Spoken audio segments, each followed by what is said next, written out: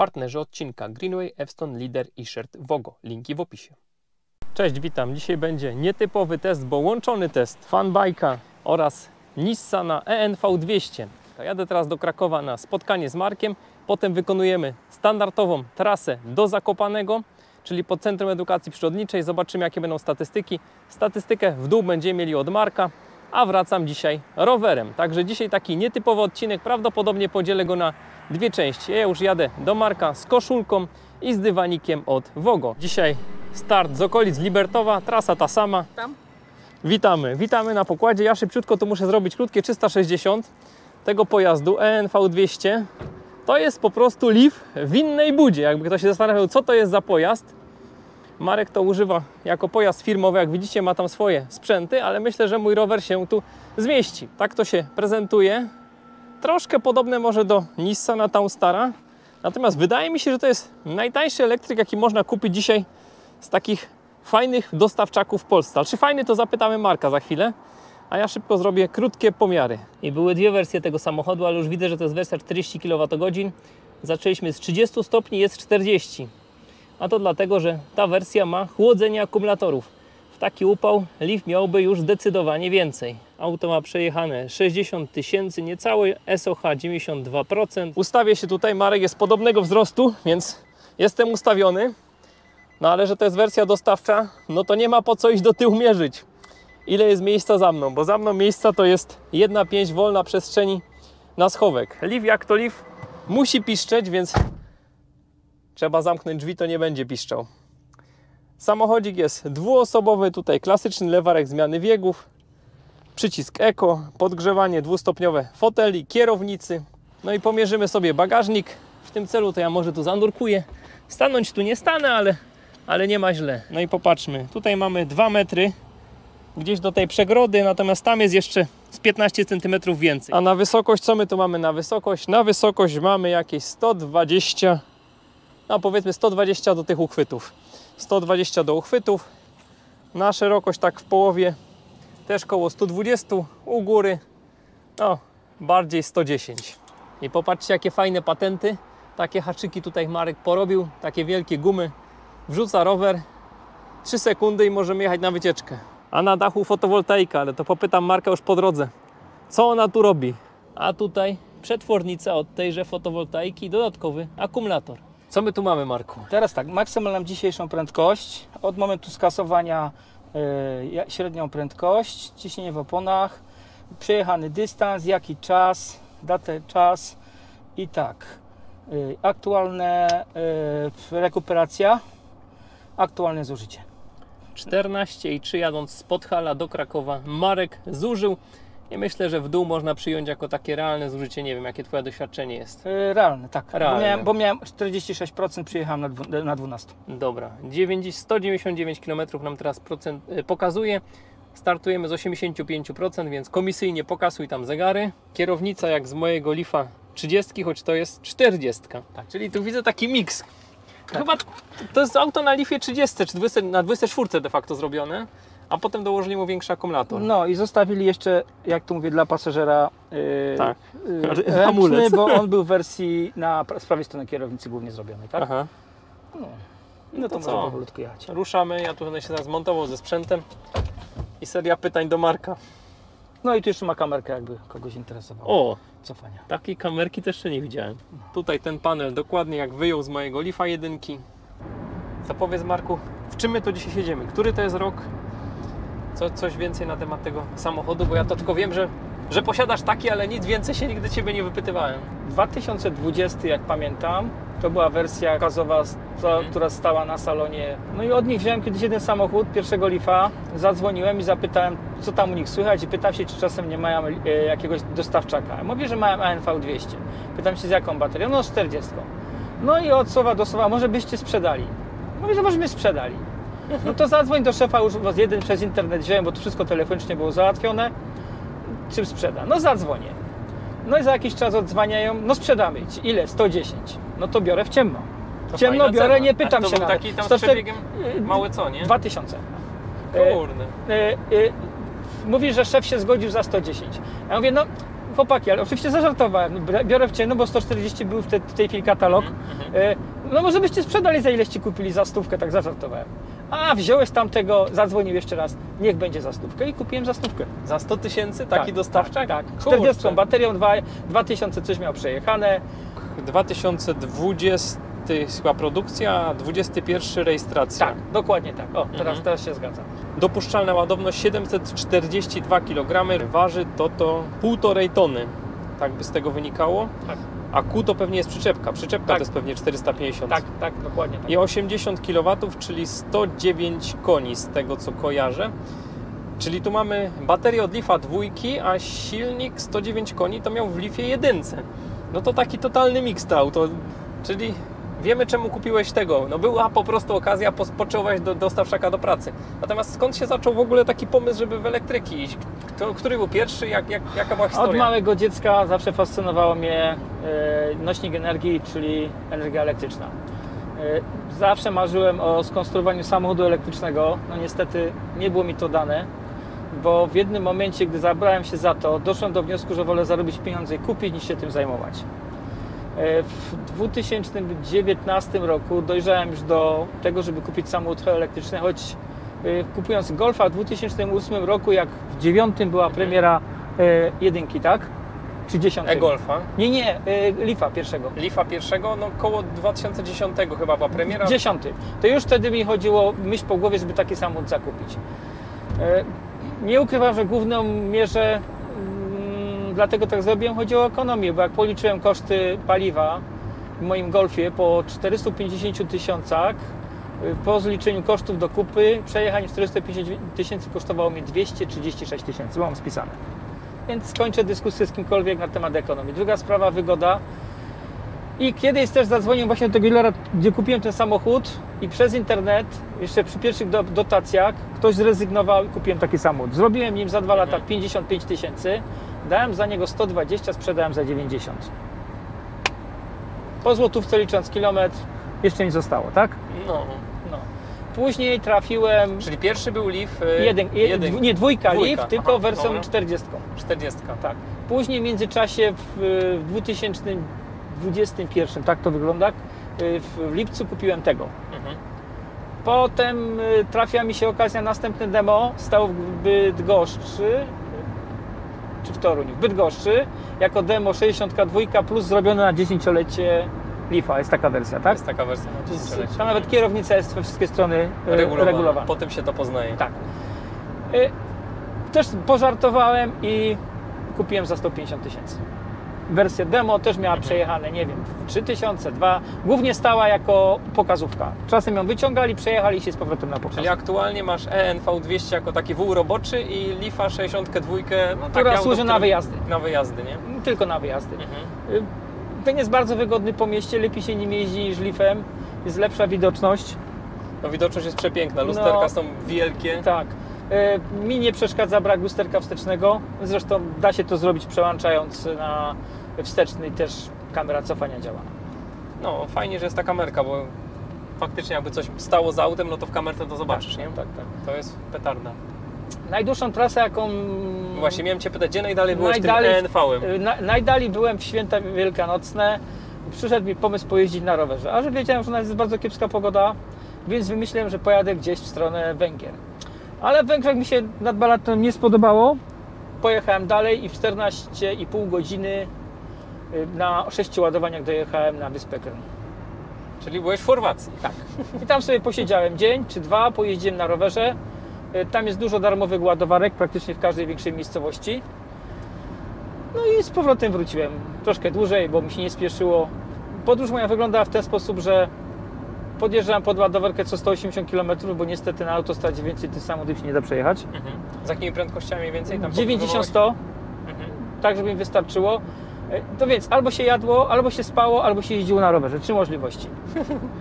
Miałem taki przypadek, że podjechałem pod ładowarkę, nie ma zasięgu, nie jestem w stanie uruchomić ładowarki. To wziąłem komórkę, wsiadłem na rower, podjechałem parę kilometrów dalej i zdalnie uruchomiłem ładowarkę. Takie sytuacje też tam miałem. Natomiast wielki plus tego samochodu jest taki, że ma chłodzoną aktywną baterię I No właśnie, nie przegrzał się na tej długiej trasie? Nie, w ogóle ładował się cały czas tak samo, gdzieś po 40-50 minut, czego w Leafie nawet z baterią 62 pewnie by się nie udało zrobić.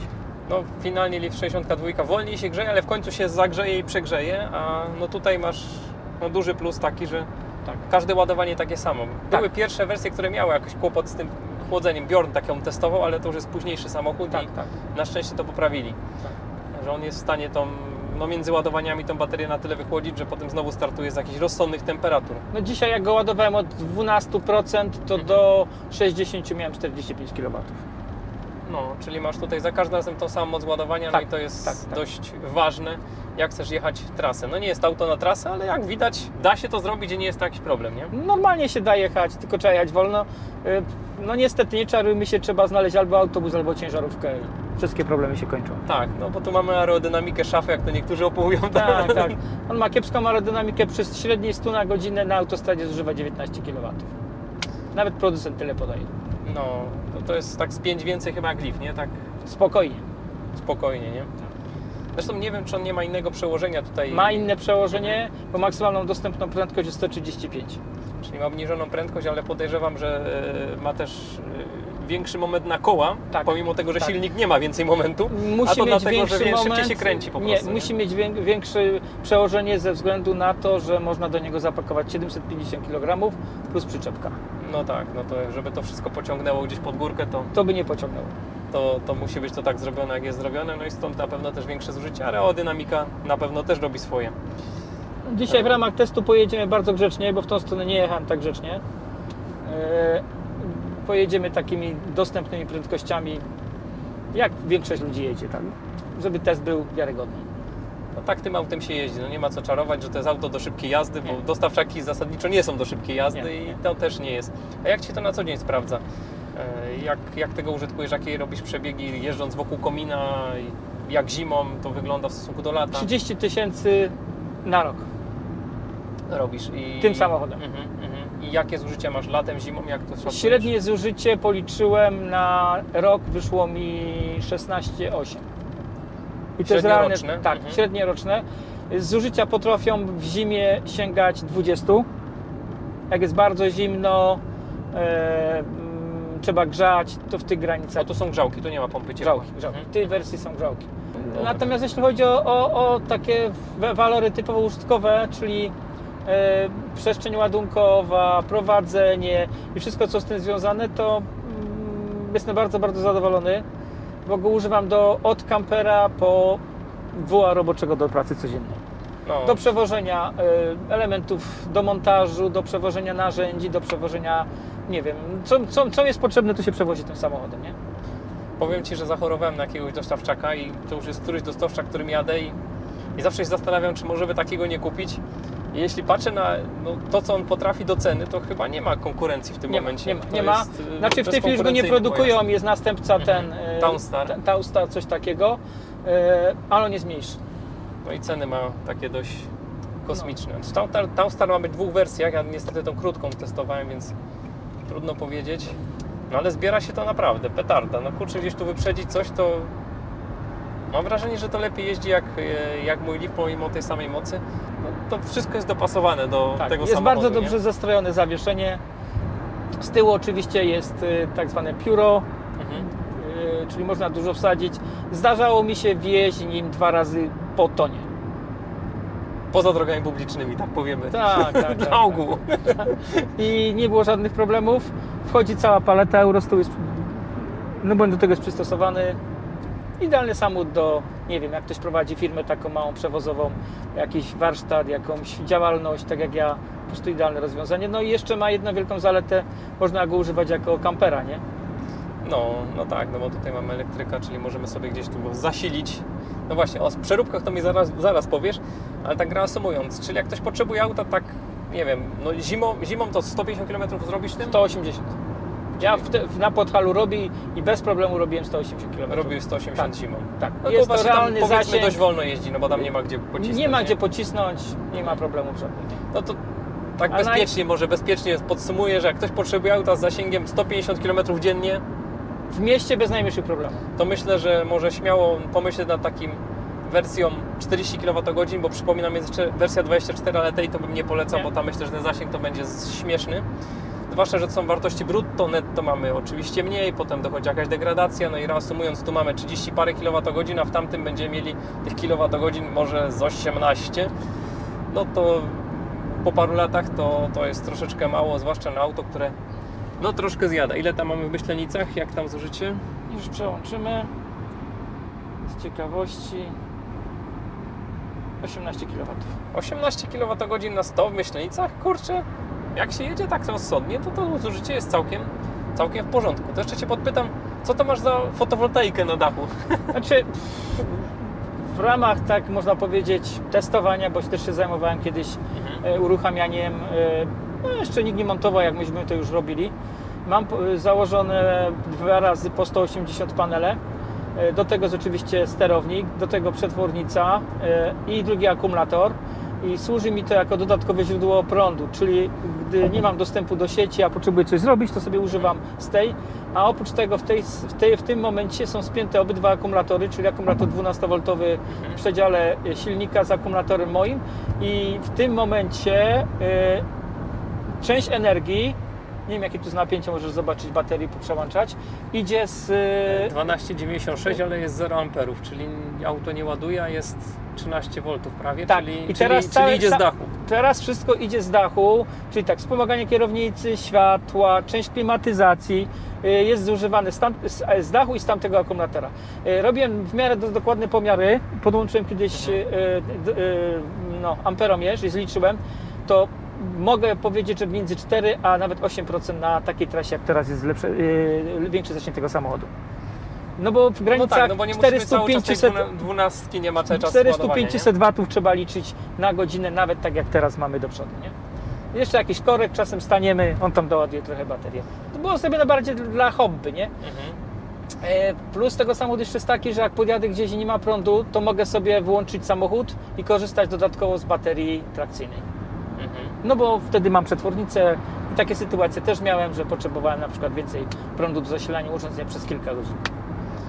No bo tak, no część prądu idzie Ci z dużego trakcyjnego do Jeśli tego, brakuje? Tak, to idzie do tego Twojego oryginalnego 12, a przy okazji część prądu idzie do drugiej 12 z dachu, no, a że są połączone, no to... No tam jest to wszystko odpinane, mogę to modyfikować, mogę ustawić jakimi... A sam samochód nie burzy się, że gdzieś mu ktoś ładuje 12 nie burzy się dlatego, że ma tylko wyższe napięcie. No tak. No, On myśli, że po prostu jest jakiś cudowny akumulator, który się nie rozładowuje. Że jest mniejszy pobór prądu. Tego nie testuję. Nie testuje, że jest za mały. Nie? Tak.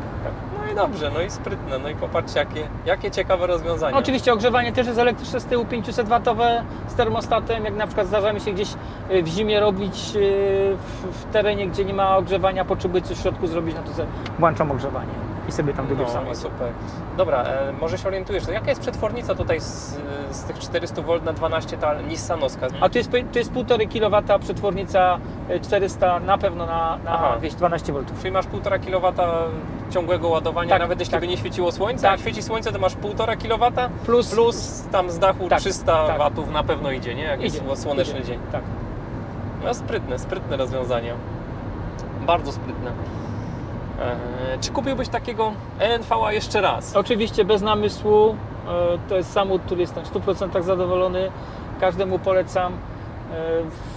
Mówię, spełnić całkowicie moje oczekiwania. Zarówno pod względem ceny, zużycia, walorów trakcyjnych, jak i można powiedzieć dostosowania do moich potrzeb. Kurczę, ja to jakieś będą tam pewnie pisać, że jestem przekupiony znowu, ale mi się tak tymi busami świetnie jeździ, to nawet jako tu pasażer. Jest naprawdę komfortowe zawieszenie. Jedziemy 100 cały czas. Stabilny taki samochodzik. Nie jest jakoś tu głośno. No wiadomo, że nie jest to klasa jakichś tam aut za 300-400 tysięcy, ale patrząc na auto za 100, to z spalinowym, gdybyśmy takim dostawczakiem jechali, no to komfortu byłoby zero, nie? Zero. A tutaj jest naprawdę przyjemnie.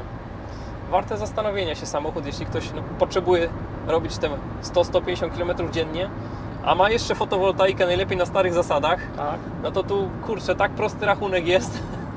1 kWp na dachu daje 5000 km. Oczywiście przybliżam, ale to daje jakiś obraz sytuacji, nie? Kilowatopik ile teraz kosztuje? Tam 3-4 tysiące? Tak. I mamy paliwo na 5000 na następne 20 lat. a tankując mamy co? Mamy tylko trochę smrodu i zanieczyszczeń, nie? Znaczy, ja bardzo prosto policzyłem. W firmie, dla której czasem mam zlecenia i dla której, można powiedzieć, też pracuję, jeśli wykonuję dla nich zlecenia, płacą mi złoty 10 netto za kilometr. Złoty 10 netto za kilometr, jeżdżąc 30 000 rocznie, to mamy 33 000 złotych za to, że jeździsz. No. Tak. Robiąc samochodem, nie wiem, jeżdżąc z nim 3 lata, to 3 lata spłacam tylko tak naprawdę paliwo, które bym zużył do samochodu spalinowego i za 3 lata mam samochód za darmo. No właśnie, a że wiem, że masz fotowoltaikę, no Mam. to Cię to nie kosztuje nic na co dzień, nie? Znaczy, mam dokładnie policzone, w tamtym roku całkowity koszt ładowania obydwu samochodów to było 1800 brutto. Bo trochę też po świecie się jeździło. No tak, to już mówię z tymi wyjazdami. Ze wszystkim. Ale to trzeba, to dobrze robić, bo to trzeba też widzom uświadomić. Trzeba liczyć w skali roku. Nie można liczyć w skali jednego wyjazdu, ile to kosztuje. Nie. Tylko w skali roku, no bo żyjemy zazwyczaj dłużej niż rok i tak. no, nie można liczyć... Obecny wyjazd, tylko nie tym samochodem, pojechaliśmy Leafem do Krynicy Morskiej, to jest 730 km ode mnie z domu, z 2 ładowaniami po drodze. Ja nie biorę w tej chwili hotelu albo pensjonatu, który mi nie udostępnia gniazdka albo nie ma ładowarki. W ogóle nie biorę takiego czegoś pod uwagę. Nie chcą się rozwijać, nie ma, szukam droższego. To koszt mam udokumentowany. Wyszło nam ze wszystkie ładowania tam i z powrotem 280 zł. Czyli 700 w jedną, 700 w drugą i 300 po miejscu, bo na miejscu się ładowałem. No to odpowiedź jest prosta, jest jasna. prosta. Matematyka jest jedna, ale oczywiście jak ktoś mało jeździ, to najtaniej wyjdzie taksówką. Tak, oczywiście. To trzeba też w tej powiedzieć. chwili jedziemy praktycznie 100 na godzinę, tak jak wszyscy. Ciekawa wersja, w dostawczakach tempomaty to nie zawsze były. Jest. Ile kosztuje ubezpieczenie takiego dostawczaka, bo w tym temacie to się w ogóle nie orientuję. W tym roku za ten samochód, bo tak, jak go ubezpieczałem, zapłaciłem chyba 2800 albo 3. Była wartość wtedy 100 000 netto. W drugim roku wartość rynkowa podskoczyła do 118 albo 120, a w tym roku wartość rynkowa tego samochodu do ubezpieczenia była 100 000. Czyli generalnie jeździsz, auto nie traci na wartości, żyć dokładnie nie tak było. Mam nawet gdzieś polisę w domu i zapłaciłem chyba 3100 albo 3200. Cały pakiet. Mówimy o całym pakiecie. Tak, tyle. To nie zapomnij w kolejnym razem zadzwonić do naszego przyjaciela Beniamina. Dobra, czy jakieś jeszcze tu koszty miałeś jeżdżąc tym samochodem? Zapłaciłem 5 przeglądów do przodu, 2300, coś takiego. Czy ten pakiet przeglądów kupiłeś? Tak, kupiłem od razu. No, w sumie patrząc na to, co teraz się dzieje z cenami przeglądów, to bardzo dobrze zrobiłeś, bo te przeglądy kiedyś kosztowały grosze, a teraz to mam wrażenie, co przegląd to ceny razy 2, gdzieniegdzie. Nie mówię, że wszędzie oczywiście. Z technicznych rzeczy wymieniali lewą piastę, z tego co ja teraz słyszę będzie prawa do wymiany. Ją lekko słychać. Wady, zalety? Wada moim zdaniem to jednak trochę duże zużycie prądu przy większych prędkościach. Co więcej, reszty wad nie widzę tak naprawdę. Nie wiem, co bym mógł powiedzieć na ten temat. Nic Ci tu nie przeszkadza? Nie, tak na co jedyną rzeczą, którą mi brakuje, to powinien mieć jeszcze, tak jak w Leafach, jedynkach, dwójkach, typu multimedialne urządzenie, nie? Czego tu się nie da żałować. Lepszy wyświetlacz. Tak, tyle. Natomiast wyposażenia typu podgrzewana kierownica, fotele, uważam, że to w tej chwili konieczność. Bardzo wygodne Bardzo na zimę. wygodne na zimę. A światła tutaj jakie są? Są zwykłe. Zwykłe. Pewnie się da zmienić na LEDy. Niestety tracimy homologację, tak? No, zapewne tak. Z plusów, no to mówię tak. Cena na pewno, przestrzeń ładunkowa, zwrotność. Duże lusterka, bardzo dobra widoczność. No i taki ogólny chyba komfort podróżowania. Tak. Wysoko oceniam. Byłem z nim, można powiedzieć, chyba z 5 razy nad morzem, raz w Chorwacji. Nie widzę jakiejś wielkiej różnicy między osobówką. Może fotel nie jest super wygodny, może się nie jedzie tak szybko jak osobówką, jedzie się trochę wolniej. Natomiast ma jeden wielki plus, można z tyłu się położyć i przespać w czasie ładowania. No, można też wsadzić bardzo duży i ciężki rower i to nie jeden, myślę, że 2 by weszły bez problemu. Wchodzą 2 rowery, mam do tego specjalny materac i w 2 osoby się śpi z tyłu. Jest taka konfiguracja w tym samochodzie. Po wyrzuceniu wszystkich rzeczy, które używam do pracy, Mam taki materac przystosowany, docięty na wymiar. Bez problemu się śpi i to kilka razy z tego korzystałem. Czyli dzisiaj z jakim załadunkiem jedziemy? Bo tutaj 400 kg jest z tyłu. 400 kg, tam rower z moimi tymi bagażami ze 30 na pewno, Tak. no to już mamy 430, ja 80. Ja też 80 pewnie. No to mamy z 600 kg na pokładzie. Gdzieś 200 gdzieś ważymy.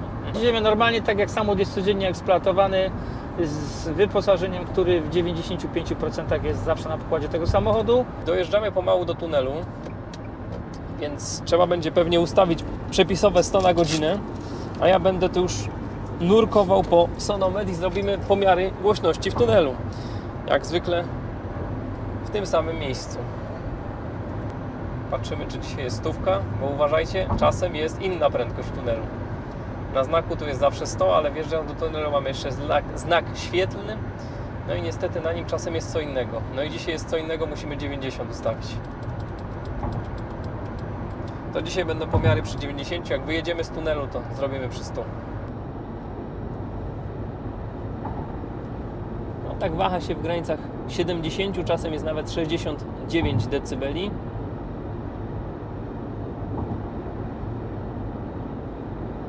Także jest troszkę głośniej niż w osobówkach, natomiast nie jest to taki męczący hałas zdecydowanie.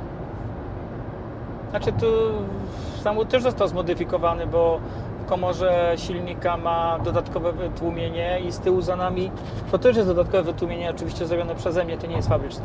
A, czyli tu jest lepiej jak... Lepiej, znacznie lepiej. Ja też troszkę słucham muzyki, jestem audiofilem i też troszkę popracowałem tutaj nad, I musimy na lewy chyba. nad komfortem. Czyli popatrzcie, jaki koszt mniej więcej takiej modyfikacji? Wiem, parę złotych, myślę 200-300.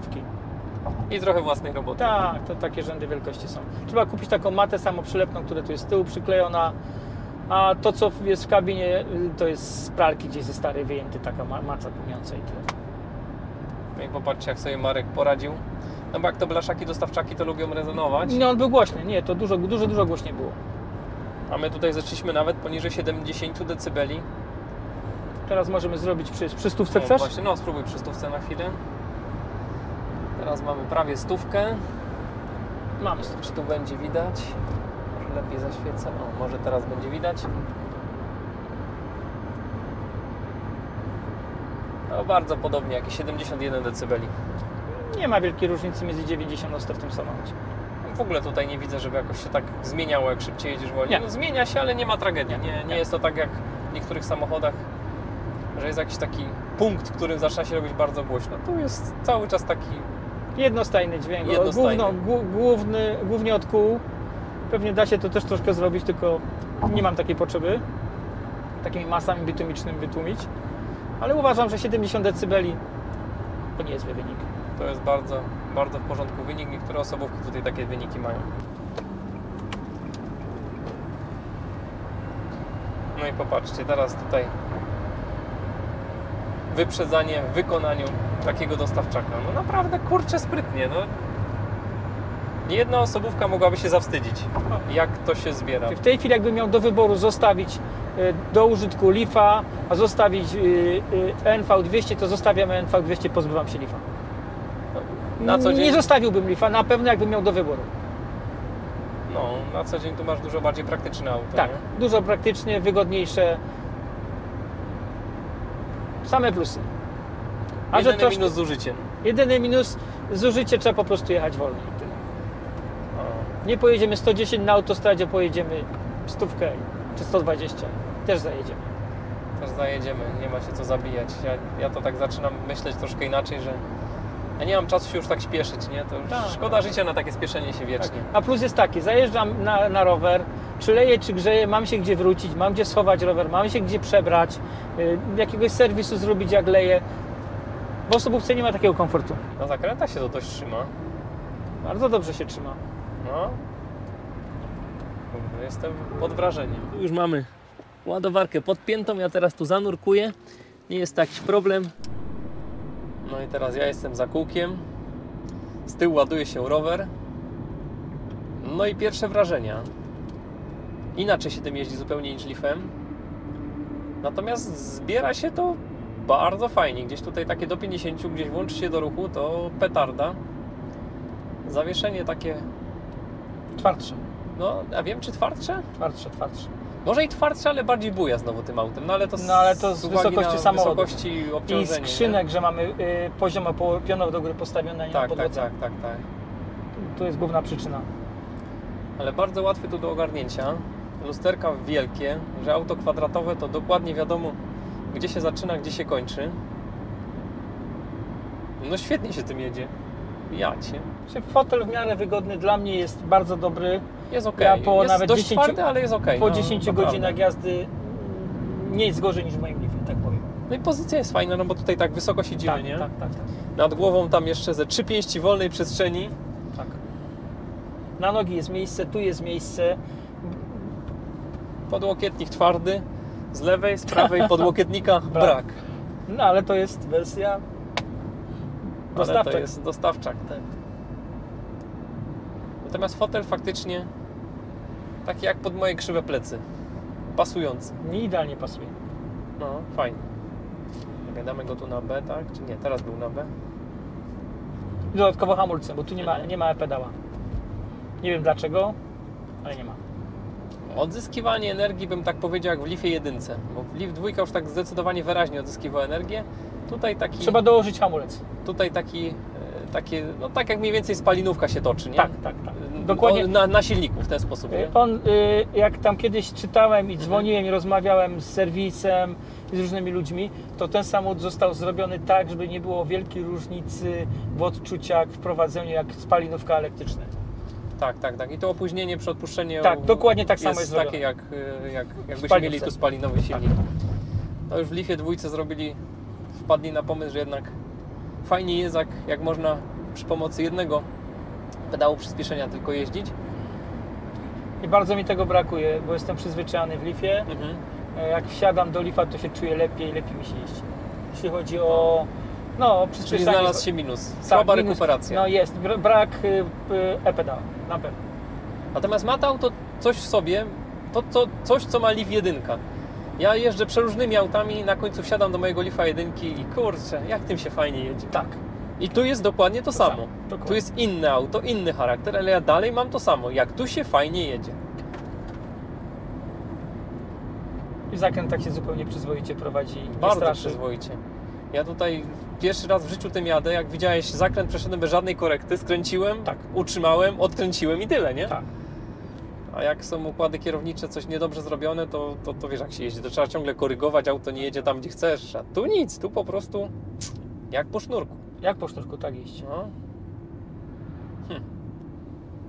Zaryzykuję takie stwierdzenie, że lepiej mi się nim jeździ niż Taostarem. Chociaż Taostarem też mi się fajnie jechało, ale tym się jedzie fajniej. No jest coś w nim fajniejszego. Nie wiem o co chodzi, ale jest. Ruch wymusza tempo jazdy. Zresztą jak zwykle na Zakopiance jedziemy w tempie Google'a 21,4 kWh. Więc jak ktoś będzie pamiętał, że to nie jest auto do szybkiej jazdy, to uważam, że to jest oszczędne. To ten Townstar chyba więcej zjadał. Będę musiał tu popatrzeć w testy, bo już niestety nie pamiętam. I jeszcze wielka prośba jak zwykle do Was, moich drogich widzów. Ten program powstaje tylko dzięki Wam, bo dzięki takim osobom jak choćby Marek, któremu dzisiaj serdecznie dziękuję za przybycie na Zakopane Test, no bo bez Was by tych odcinków nie było. I prośba wielka. Brakuje jeszcze wielu Mercedesów, brakuje Porsche Taycan choćby, brakuje jeszcze sporo samochodów, które funkcjonują na polskim rynku, a których nie było na Zakopane Teście. Ostatnio ktoś dopytywał na przykład o Smarta, tego dwuosobowego, no też takiego nie było na Zakopane Teście, więc jeśli ktoś ma samochód, którego nie było na Zakopane Teście, nie widzi go w opisie, no to niech się tam koniecznie zgłasza, a jeśli był już taki samochód, a ktoś ma jakąś ciekawą historię do opowiedzenia, to też jak najbardziej zapraszam. No i tak rozmawiamy z Markiem, że mi się tu tak cudownie tym autem jedzie, że tu jest takie świetne auto, że mamy takich wspólnych gdzieś tam dalszych znajomych i nieznajomych, którzy jak zaczęli jeździć elektrykiem, to już potem nie chcą spalinowym jeździć, choć to by było 3 razy droższe albo 10 razy droższe auto spalinowe. Jak my, którzy tego zaznaliśmy, mamy to przekazać ludziom, którzy tego nie zaznali i mówią, że te elektryki są do niczego? Jak to przekazać? Nie wiem, czy masz jakiś pomysł, bo ja już nie mam. Ja podejdę do tego inaczej. Bardzo często jak jestem u klientów na przeglądach, bo co roku, co 2, co 3 wykonuję przegląd pomp ciepła, pytam się, jak taka pompa się spisywała. i jakie są ich odczucia i tak dalej. W 99,9% każdy mówi, że jest rewelacja, nie zamienił się i zawsze mu zadaję pytania, jakby Pan chciał kogoś przekonać do tego, żeby zainstalować, używać pompy ciepła, jakich by argumentów użył? Większość odpowiedzi jest taka, że oni się z nimi nie będą szarpać. Jak nie rozumieją, to niech sami cierpią. Dokładnie taka sama sytuacja jest dotycząca samochodów elektrycznych. Jak ktoś nie ma, to trudno bardzo komuś wytłumaczyć, że samochód elektryczny w 90% jest lepszy w używaniu niż samochód spalinowy. Każdy przeciętny człowiek w Polsce przeleży ile? Około 50 km dziennie? No tego typu, No, mając samochód o zasięgu 400 km, ładujemy go raz w tygodniu. Druga strona medalu, ja porównuję, mogę powiedzieć tak, że jak się pytam, jaka jest różnica między kotłem węglowym, peletowym, a pompą ciepła, to taka sama jak między dieslem, benzyniakiem, a elektrykiem. Tak to można porównać. Tak. Te dwie rzeczy są bardzo podobne i dopóki ich nie mamy, nie jesteśmy w stanie zrozumieć, w czym tkwi fenomen tych dwóch urządzeń, zarówno pompy ciepła, jak i samochodu. No tak jest. Ja powiem Ci, mam jeszcze troszkę inne takie porównanie, bo kiedyś jeździłem z spalinowym autem, dieslem i pojechałem na taką kolejkę, gdzie była maszyna parowa. Tak? Z parowozem po prostu. I tak wtedy mi się wydawało, no jaki to ten silnik spalinowy to jest no, jednak nowoczesny, bo mamy teraz, no fajnie się tym jeździ, a kiedyś to tu musiał budować ciśnienie, kopcił, hałasował. No, maszyna parowa, choć potrzebna gdzieś tam w historii, to generalnie widać, każdy czuje, że to przeżytek, nie? Tak. Po czym zacząłem jeździć autem elektrycznym i gdzieś przez rok nie wsiadłem do spalinowego, po czym gdzieś tam przez przypadek wsiadłem do auta spalinowego i kurczę, miałem takie odczucie, jakbym wsiadł do tej maszyny parowej, nie? Że no fajne, ale kurczę, to jest jednak epokę do tyłu, no. Wracając jeszcze do jednej rzeczy. Wielu użytkowników samochodów elektrycznych, których znam, którzy się przekonali, twierdzą, że samochód elektryczny ma coś w sobie, czego nie ma samochód spalinowy. Zmniejsza w człowieku agresję i wytwarza spokój.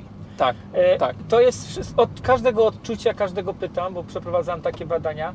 Ja sądzę, że to jest spowodowane tym, że w samochodzie spalinowym występują drgania w pewnym zakresie, których nawet my nie słyszymy, ale odczuwamy i one powodują u nas tą agresję, tą zmianę nastroju, że się męczymy, że się denerwujemy. Każdy, kto jeździ samochodem elektrycznym, wszemi wobec powie, że samochód elektryczny powoduje spokój, że nie masz tego pędu, że wydaje Ci się, że da się to wszystko zrobić tak samo wolniej i będzie lepiej. Takie są odczucia, które ja osobiście mam i większość moich kolegów, którzy kupili samochód elektryczny, dokładnie tak samo odczuwa. No dokładnie tak jest. Ja to tak nazywam, że jeśli coś się robi przyjemnie, autem elektrycznym jeździ się przyjemnie, to wcale nie chce się tego robić jak najkrócej, jak najszybciej. Autem spalinowym gdzieś podświadomie chcemy jak najszybciej dojechać do celu. Tak, nie jeść, nie pić, nie korzystać z toalety, tylko dojechać, wysiąść i mieć wakacje. Dokładnie tak działa samochód spalinowy tak. I tam występują od drgań, po dźwięki, po jakieś, nie wiem, inne rzeczy, których... Za dużo bodźców. No. Za dużo bodźców, które powodują, że człowiek się męczy i chce jak najszybciej dojechać i nie męczyć się w tym samochodzie. A tu działa to odwrotnie. Jadąc człowiek odpoczywa. Tak. Mam ostatni przykład. Jechaliśmy z Kielc do Białegostoku i z Białegostoku do Kielc busem.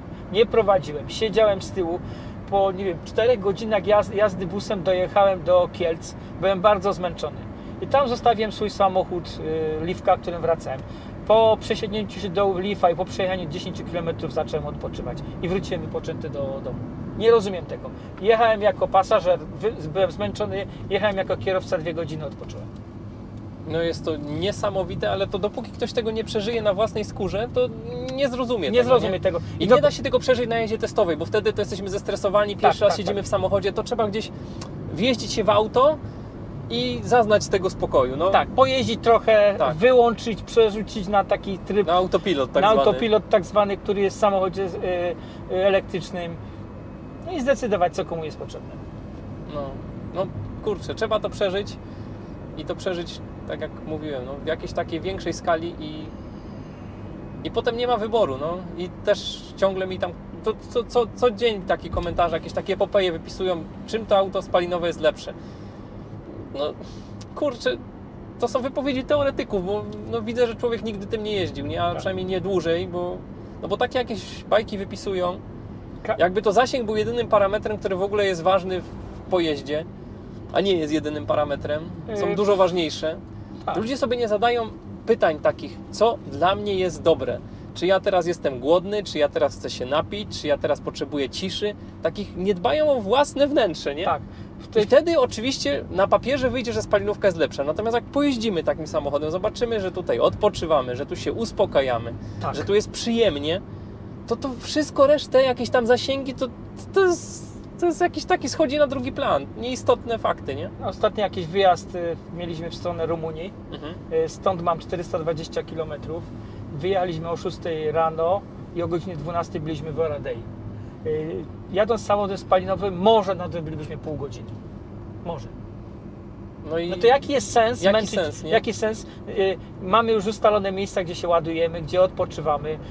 Po 4 godzinach jazdy czy po 3 zatrzymujemy się tam w stacjach, w MOP-ach i tak dalej, tam ładujemy samochód i przeważnie jest tak, że nie zdążymy zjeść, jak ten samochód jest naładowany. A i tak się musisz zatrzymać, i tak się musisz No zatrzymać. i tak potem Ci napiszą w komentarzach, że specjalnie jesz, żeby zamaskować, że się ładujesz, prawda? Nie, no gdzie, o czym tu rozmawiam? To ja nie wiem, ale tak faktycznie autem spalnym czasem tak się jeździło. No jechałeś, żeby tylko dojechać, Tak. żeby wysiąść, nie? A Michał, ile Ty zrobiłeś elektrykami? Z 300 000 na pewno. A spalinowymi chyba z 1 000 000.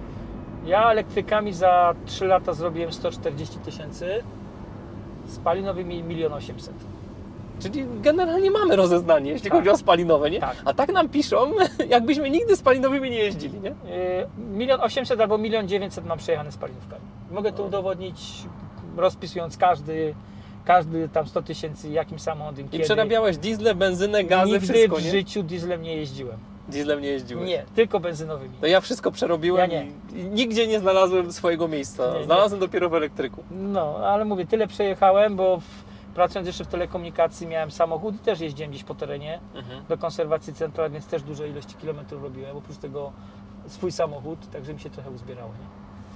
Teraz będziecie słyszeć takie lekkie buczenie, ale to przetwornica tam pracuje, ale dzięki temu będę miał naładowany rower, więc Tak.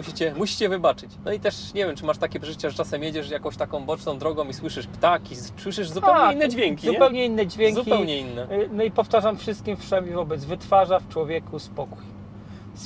Spokój. Człowiek się robi taki, bardziej docenia, nie wiem, tą podróż, te widoki, to wszystko, a nie jest tylko zamyślony, co dalej, którędy pojadę i tak dalej. Wyłącza pewne bodźce, które normalnie w spalinówce są.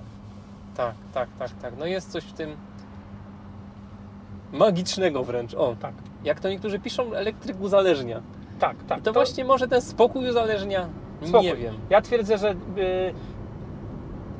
główną przyczyną to są dźwięki, bo ja lubię słuchać muzyki i twierdzę, mnie bardzo męczy dźwięk, hałas i tak dalej. Zresztą widać w tym samochodzie, po zakupie, od czego zacząłem, to od wytłumienia samochodu, bo dla mnie jest bardzo ważny komfort dźwiękowy.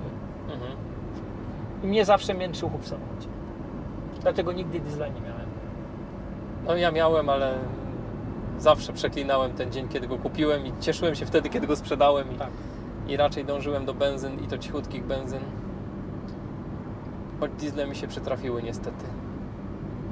I źle to wspominam z wielu powodów. Po pierwsze, męczył mnie ten dźwięk i największą ulgą to było, jak na światłach start-stop wyłączał ten silnik. A drugi problem z dieslami był taki, że to, co zaoszczędziłem na paliwie, to potem w okolicach 150-170 tysięcy to wydałem na naprawy. Tak. I to ta oszczędność była taka złudna, bo się nagle okazało, że tam trzeba ładnych kilka tysięcy dołożyć, żeby tym autem dalej jeździć, bo to wtryski, to turbo, to dwumasa, to coś tam, to było jakiś koszmar, no. Tak. A tu tego nie mamy w ogóle. Jak to mówi Musk, nie zepsuje się to, czego nie ma. Tak. A tu wielu rzeczy nie ma. To są dużo prostsze konstrukcje. Znaczy ja nie znam statystyk serwisowych Nissana, nie jestem w stanie ten temat się wypowiadać, natomiast... To były takie angielskie, tak Ci wejdę w słowo, i tam Nissan był numerem 1 na tle wszelkich pojazdów, jakie w Anglii są, więc tak? to są tak powiem potwierdzone liczbami, nie? Aha. No tak samo jak potwierdzone z liczbami, że jak ktoś się boi pożarów, to niech koniecznie jeździ elektrykiem, bo jest bezpieczniej. No ale i tak będą nas straszyć pożarami elektryków. Jeszcze Nie? jest takie pytanie, ile lifów się spaliło? Czy są takie statystyki? Nie słyszałem o takim No właśnie, przypadku, ja tak nie? samo nie słyszałem, żeby się lif spalił. Możemy narzekać na degradację baterii, na to, że ona się przegrzewa, że się wolno ładuje, ale jak na to, że się pali, nie możemy narzekać, tak? Ja nie znam takiego przypadku. Jeszcze plus się Markowi przypomniał. Jaki tu jest plus zimowy? O, może tak go nazwę. Można timerem ustawić klimatyzację do podgrzewania. Wtedy podgrzewany jest zarówno fotel, jak i kierownica, jak i wnętrza. Można to zrobić tak samo z przycisku tutaj. Z pilota? Z pilota. Przeważnie jak samochód stoi na polu, naciskasz sobie, przychodzisz, samochód jest rozmrożony, zagrzany i tak dalej. Zastanawiamy, no czemu nie ma takich aut na rynku wtórnym? Ja dzisiaj patrzyłem, no to tam jest kilka sztuk i to albo z tą małą baterią, czego nie polecam, albo jakieś rozbitki. No temu nie ma, że Marek mi odpowiedział na to pytanie w sumie. Sprzedasz kiedyś to auto? Nie, Za fajne, nie? nie sprzedam. To póki się da, nie będę jeździł. No i tak jest z dobrymi autami. Dobrych aut się Lifa nie sprzedaje. Lifa sprzedam, a tego nie sprzedam. Gdybyś mi to powiedział 2 godziny temu, to bym się dziwił, ale po tych 2 godzinach spędzonych z Tobą w tym aucie nie mam żadnych wątpliwości, że to dobry wybór. Tak. Chociaż ja jestem naprawdę fanem Lifa, bo pierwszego kupiłem, zrobili 55 000. Grubo się zastanawiałem, co wziąć. No niestety, tak mi się Leaf podoba w jeździe i w środku, że mimo jego wad po prostu kupiłem drugiego. No i statystyka dojazdu. Godzinę 45, jechaliśmy 97 km nam auto wymyśliło, więc troszeczkę mniej chyba niż jest naprawdę. Co my tutaj mamy dalej? Ładowanie na 6 kW w ładowarce 5 godzin, na 3 kW 12 godzin. Odzyskane 3,7 kWh to jest 19% i zużycie końcowe 18,7 kWh na 100 i 23% w akumulatorze. 8,2 kW. Średnia prędkość 54,8 na godzinę. No petarda.